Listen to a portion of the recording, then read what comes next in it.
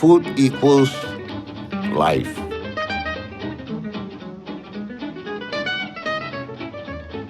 We live to eat.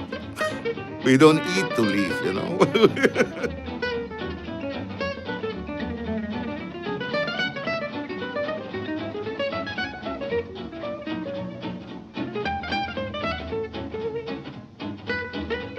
From a very young days, I was brought up by my parents to actually love and appreciate food.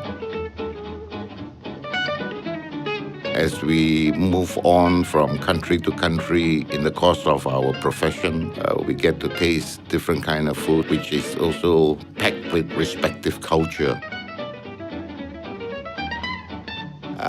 They say food is the universal language. It is, and I find that it is one of the tools, to actually create bonding, to make friends, to put people at ease, make them feel comfortable over a meal, and that would help us actually be ourselves.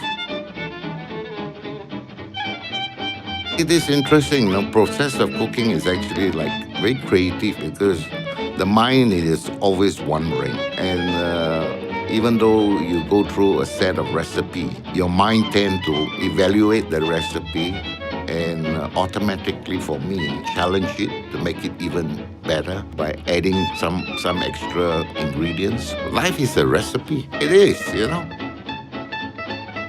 When I'm cooking, I'm able to immerse myself in it, and there's a sense of also being in touch with oneself, and it creates a very nice feeling.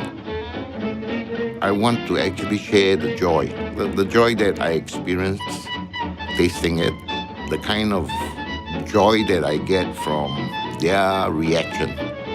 Everything comes back to feeling and emotions.